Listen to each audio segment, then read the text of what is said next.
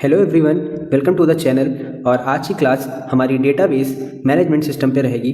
Unit first की बात करेंगे और इसमें हम लोग पढ़ेंगे और सीखेंगे कि डेटाबेस सिस्टम होता क्या है और कैसे काम करता है और कहाँ कहाँ इसकी ज़रूरतें होती हैं। तो पहले कॉन्सेप्ट पे चलते हैं, पहले टॉपिक पे चलते हैं जिसका नाम है बेसिक कॉन्सेप्ट्स। बेसिक कॉन्सेप्ट्स क्या है कि आपको पता होना चाहिए कि डेटा का इस्तेमाल कैसे करा जाता है और कहाँ कहाँ करा जाता है। डेटा का इस्तेमाल, पहली बात, डेटा क्या होता है? डेटा होता है हमारे लिए जैसे नॉर्मल नंबर्स, नॉर्मल नाम, कुछ भी हो सकता है डेटा।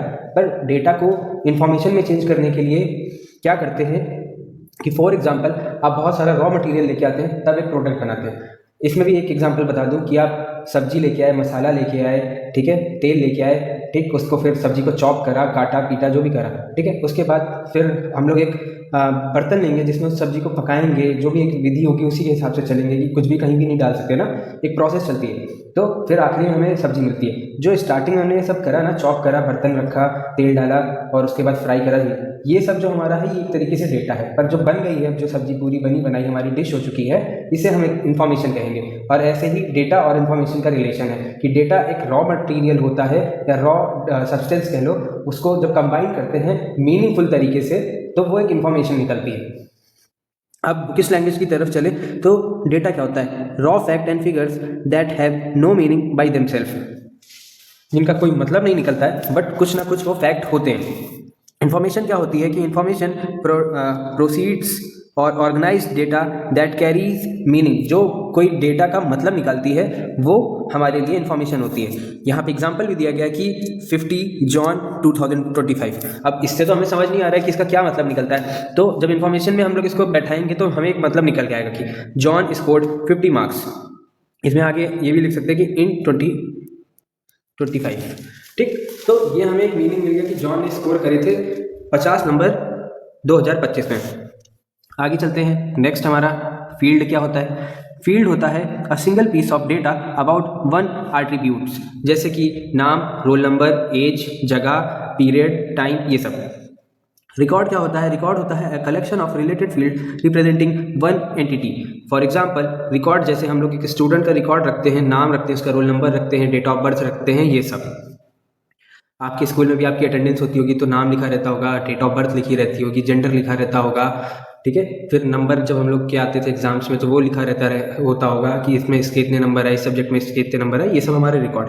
फाइल क्या होती है? फाइल होती है जिसमें हम लोग अपना कलेक्शन रखते हैं रिकॉर्ड्स का, उसे फाइल कहते हैं। अ कलेक्शन ऑफ रिलेटेड रिकॉर्ड्स, जो हम लोग रिकॉर्ड का कलेक्शन रखते हैं उसे फाइल कहते हैं। Example the complete student database of a class. तो जो हमने अभी बताया एग्जांपल पहले ही इसका दे चुका हूँ मैं कि जो हम लोग अपना स्कोर करते थे या जेंडर या बर्थ, डेट ऑफ बर्थ, पापा का नाम, मम्मी का नाम, ये सब पूरा जो डेटाबेस पूरे सारे बच्चों का मिला के वो होता है हमारा फाइल।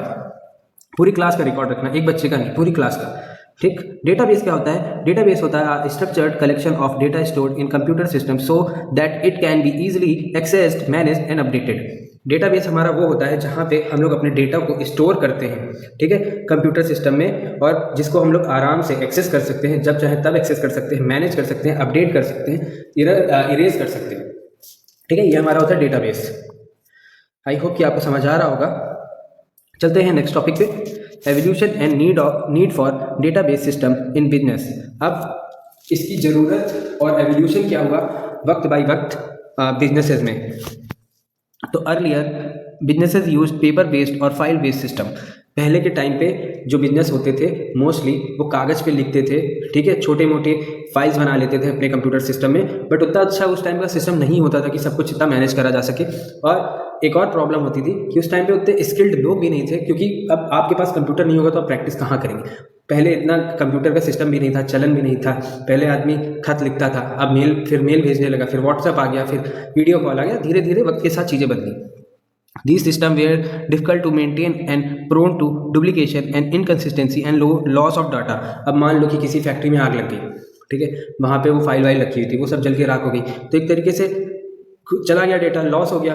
पर आज के टाइम पे क्या है कि आपके फैक्ट्री में आग लग जाए, एक तरीके से स्टोर में, अगर आपने डेटा को इन क्लाउड कर दिया है, मतलब इन क्लाउड कंप्यूटिंग में चढ़ा दिया है या ड्राइव में चढ़ा दिया है, तो हम कहीं से भी बैठे बैठे अपना डेटा को एक्सेस कर सकते हैं, वो कर सकते हैं, रीचेक कर सकते हैं, रीएड्रेस कर सकते हैं, जो भी हम करना चाहें एडिट कर सकते हैं, वो सब कुछ कर सकते हैं आज के टाइम पे। पर पहले ऐसा नहीं था। तो डेटाबेस सिस्टम ने क्या करा कि, और हाँ, एक और प्रॉब्लम पहले होती थी कि मान लो कि जो इंसान ने लिख दिया, ह्यूमन एरर तो हो ही सकता है, आदमी भूल जाता है, पर मशीन नहीं भूलती। मशीन तो कोडिंग बेस पे चलती है, प्रोग्राम बेस पे चलती है। तो मशीन में आप वैसे ही डालेंगे तो आपको मिल जाएगा कि ये फाइल तो पहले से अवेलेबल है। या फ़ोन में भी अगर सेम फाइल करते हैं तो एक का नाम वो चेंज करके आगे 1 कर देता है ब्रैकेट में, ठीक है, तो आपको पता चल जाता है कि ये ऑलरेडी फाइल है हमारे पास। बट पहले ऐसा क्या था कि आप किसी का नाम लिख दिया गया, फिर से उसका नीचे नाम लिख दिया जाए, तो या तो कोई चेक करे बार बार, ठीक है, बट गलती तो हो ही सकती है किसी से भी। तो डेटाबेस मैनेजमेंट सिस्टम डेवलप्ड हुआ, उसके बाद ये सारी चीज़ें जो होती थी, डुप्लीकेशन की, इनकन्सिस्टेंसी की और लॉस ऑफ डेटा की, तो ये सब कम हो गया धीरे धीरे, ये एरर्स कम हो गए। Was developed to overcome this problem by storing all data in one central place. जो भी हमारा डेटा होता था, पहले की किताब भर जाती थी, दूसरी किताब लाते थे, तीसरी किताब लेके आते थे, ये सब करते थे।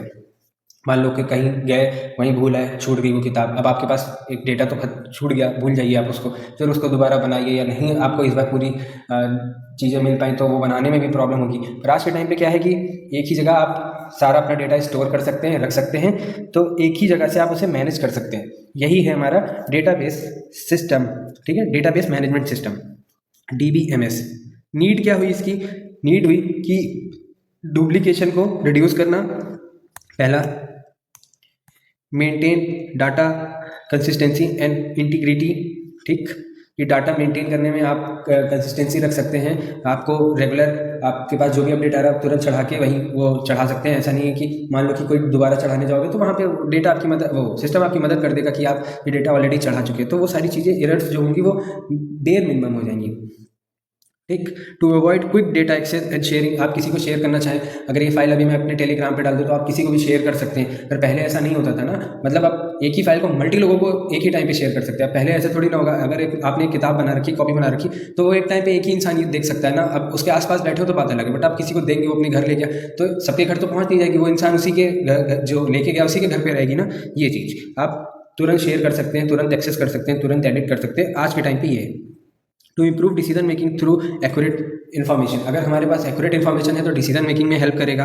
To ensure security and backup of business data, अब सिक्योरिटी ज़्यादा अच्छी है, पहले आप मतलब कि हर कोई भी एक्सेस नहीं कर सकता ना, आप जिसको चाहोगे उसी को ही एक्सेस करा सकते हो। पहले क्या है कि मान लीजिए आपकी कॉपी रखी है, कोई उठा के लेके चला जाए, ऐसा नहीं है। फाइल्स में आप पासकोड लगा सकते हो, पास की लगा सकते हो, जिसकी वजह से आप ही उसको फिर अनलॉक कर सकते हो। हर कोई अनलॉक नहीं कर सकता कि कॉपी खोला सब कुछ देख लिया, इसमें आप डालोगे, आप क्या पता कोई पासवर्ड लगाओ, आप जिसको पासवर्ड बताओगे वही खोल सकता है। चलते हैं अगले टॉपिक पे, डेटा मॉडल्स। डेटा मॉडल्स क्या होते हैं कि डेटा मॉडल्स वो मॉडल्स होते हैं जिनकी मदद से हम लोग अपना डेटाबेस को मैनेज करते हैं, ठीक है। A data model defines how data logically structured, related and accessed within a database system. बताया ना कि जिसकी वजह से हम लोग मैनेज कर सके, वही हमारे डेटा मॉडल्स थे, ठीक। अब इनमें भी टाइप्स हैं बहुत सारे। पहला हायरार्किकल मॉडल, तो data is organize like a tree की तरह होता है, ठीक है। कोई एक, ये पेरेंट हो जाएगा, पेरेंट समझ लो इसे, ठीक, जो उसकी डालें निकलेंगी ये हमारा क्या होगा, चाइल्ड हो जाएंगे सारे, ये भी चाइल्ड, ये भी चाइल्ड, ये भी चाइल्ड, ये भी चाइल्ड, ठीक। ये हमारा होता है हायरार्किकल मॉडल, ठीक, विद पेरेंट रिलेशनशिप वाला, जिसमें एक चाइल्ड है ओनली वन पेरेंट, ये मेन, बाकी उसके जितने हैं वो पेरेंट, उसके सारे बच्चे। ऑर्गेनाइजेशनल चार्ट एग्जाम्पल भी दे रखा है। एक हायरार्की में जो चीज़ चलती है उसे ही कहते हैं हायरार्किकल मॉडल। सॉरी, थोड़ा कंफ्यूज हो जाता हूँ बात बात पे। आगे बढ़ते हैं। नेटवर्क मॉडल वो होता है जो सिमिलर ही होता है उस पहले वाले की तरह, बट इसमें क्या होता है कि इसमें मैनी रिलेशंस हो सकते हैं, कि एक ही पेरेंट नहीं होगा, कई लोग पेरेंट हो सकते हैं, ठीक है, कई लोग एक्सेस कर सकते हैं, ऐसा भी हो सकता है। और एक और कोई पेरेंट है वो भी एक्सेस कर सकता है, वो इनके साथ एक्सेस कर सकता है, तो कोई किसी के साथ भी एक्सेस कर सकता है, ये वो वाला है, ठीक। Similar to hierarchical but allows many to many relation, each record can have multiple parent and children. जैसे इसके भी देखो, इसके साथ भी कनेक्शन है, इसका इसके साथ भी है, इसका इसके साथ भी, कोई और भी होगा तो क्या पता वो इनके साथ फिर बना ले, ठीक है, वो इनके साथ भी बना के रखे बट इनके साथ ना बना के रखे, तो किसी के साथ मल्टी रिलेशन वाला जो होता है वो होता है नेटवर्क मॉडल। रिलेशन मॉडल क्या होता है, मोस्ट कॉमन मॉडल होता है जिसमें डेटा हम लोग स्टोर करते हैं, किसमें, रो एंड कॉलम्स में। फॉर एग्जाम्पल आपके सामने आपने कभी MS Excel चलाया होगा या गूगल शीट चलाया होगा, वो होता है। मोस्ट कॉमन मॉडल होता है data in store in table, row and columns, SQL databases. Fourth, objective oriented combined database features with objective oriented programming, store data as objects which includes both data and behaviour. ये वो models होते हैं जहाँ पे हम लोग को जो डेटा स्टोर करा जाता है वो ऑब्जेक्टिव बेस पे करा जाता है, ठीक है। कोई मीनिंग निकलना चाहिए उसका, सही से कोई यूज़ होना चाहिए, ठीक है, जिसमें दोनों हमारा डेटा और बिहेवियर दोनों एक साथ आते हैं, वो होता है हमारा ऑब्जेक्ट ओरिएंटेड। ऑब्जेक्टिव ओरिएंटेड नहीं, ऑब्जेक्ट ओरिएंटेड। बेसिकली मीनिंग दोनों का सेम ही होता है, ऑब्जेक्टिव ओरिएंटेड बोलें या ऑब्जेक्ट ओरिएंटेड बोलें, ठीक। अगला चलते हैं नेक्स्ट टॉपिक पे, file oriented system versus database system. ये समझ लो पहले जो होता था, ठीक है, जो करंट टाइम पे नहीं, पहले होता था, मान लो लेट 80s से लेके अर्ली 20s तक का या 21st तक का, हाँ 21st तक का, ये वो वाले होते थे। ये वाला क्या है, ये हमारा जो अर्ली 21st के बाद वाला पीरियड जो है, ठीक है, अर्ली वाला 21st के बाद के वाला पीरियड से लेके अभी तक का 9, ये वो पीरियड है, ठीक। तो फाइल ओरिएंटेड में क्या होता था कि data stored in a separate files, highly data redundancy और डिफिकल्ट टू अपडेट और speech, limited security and backup, design for specific application, ठीक। ये कोई उतना अच्छा सिस्टम नहीं था, फॉर बिजनेस पर्पस के हिसाब से देखा जाता था। तो जो फिर उसके बदले जब हमारा डेटाबेस सिस्टम आया, DBMS जिसे कहा गया, डेटाबेस मैनेजमेंट सिस्टम, उसमें क्या हुआ कि हम लोग सेंट्रली डाटा एक्सेस रख सकते थे, डेटाबेस पे स्टोर कर सकते थे, जिसकी वजह से हम लोग बाद में एक्सेस कर सकते थे, एडिट कर सकते थे, ये हुआ। और ये डेटा क्या होता था, मिनिमाइज होता था, कि इसमें एरर्स बहुत कम होते थे, ठीक। Easy data management and quarrying, आप जब चाहे आप डाटा चेक कर सकते हैं, देख सकते हैं, अपडेट कर सकते हैं, ठीक। पर पहले ऐसा नहीं था, आपको डिफिकल्टी होती थी इतना अपडेट करने के लिए। मान लीजिए कॉपी में लिखा हुआ है, ठीक है, अब उसमें खींचे पीछे काटेंगे पीटेंगे, फिर कहीं अपडेट करेंगे जाके, ये सारी चीज़ें। इसमें क्या है, आपने एक ही जगह से वहीं से हटाया, वहीं पर ही नई चीज़ें लिख दी, आपको ये यहाँ पे एक एक्स्ट्रा पॉइंट मिलता है। पहले क्या होता था, लिमिटेड सिक्योरिटी, अभी एग्जांपल बताया था, मान लो किसी को कॉपी मिल गई आपकी, वो आपका पूरा पढ़ सकता है, ठीक। फॉर एग्जांपल बहुत लोग डायरीज लिखते थे, अब पता नहीं कोई लिखता है कि नहीं लिखता, पर पहले बहुत लोग डायरीज लिखते थे। मान लो उनके बैग से वो डायरी निकाल के कोई और पढ़ ले, तो शायद से मूवीज़ में आपने कभी ना कभी ये चीज़ देखी होगी। पर आज के टाइम पे क्या है, अपने फ़ोन में अपने नोट्स लिख रहे हैं या अपनी जो भी दिनचर्या है वो लिखी आपने, उसके बाद फ़ोन लॉक कर दिया। अब जरूरी थोड़ी ना है जिसको पासवर्ड पता होगा वही खोल सकता है, हर कोई थोड़ी ना खोल सकता है। तो अब क्या है कि डाटा जो हमारा है वो बहुत सिक्योरिटी में है, पहले इतना सिक्योरिटी में नहीं था, बैकअप भी बहुत लिमिटेड होती थी, पन्ना फट गया, जल गया या किसी ने फाड़ दिया तो नहीं मिल सकता। पर यहाँ अगर पहली बात तो सिक्योरिटी तोड़ना मुश्किल है, उसके बाद डिलीट करने के बाद भी चीज़ें बीन पे जाती हैं, बीन से भी हम लोग रिस्टोर कर सकते हैं, रिकवर कर सकते हैं, तो बैकअप सपोर्ट बढ़ गया और स्ट्रॉन्ग सिक्योरिटी हो गई हमारी। पहले क्या था, स्पेसिफिक एप्लीकेशन ही थी इस चीज़ के लिए, पर आजकल क्या है, मल्टी एप्लीकेशंस हैं जिनकी मदद से हम लोग ये सारी चीज़ें कर सकते हैं। गूगल है, माइक्रोसॉफ्ट है, IBM है, बहुत सारी कंपनीज़ हैं इस चीज़ को सपोर्ट करने के लिए, या बहुत सारी चीज़ें कंपनीज इस चीज़ों पर वर्क करती रहती हैं। अगला चलते हैं, 5 लेयर्ड आर्किटेक्चर ऑफ DBMS। पहला लेयर क्या होता है, इंटरनल लेवल होता है, जिसमें फिजिकल लेवल होता है, और ये काम क्या करता है कि define house data stored physically in database, ठीक। फिजिकली वे में जैसे डेटाबेस को स्टोर करा जाता है, ये पहला लेवल होता है हमारा। फिर होता है कॉन्सेप्चुअल लेवल होता है, जो कि लॉजिकल लेवल होता है, जिसमें शोज क्या करता है, लॉजिकल स्ट्रक्चर होता है, जैसे रिलेशनशिप वगैरह चीज़ें, डेटा टाइप्स वगैरह, ठीक।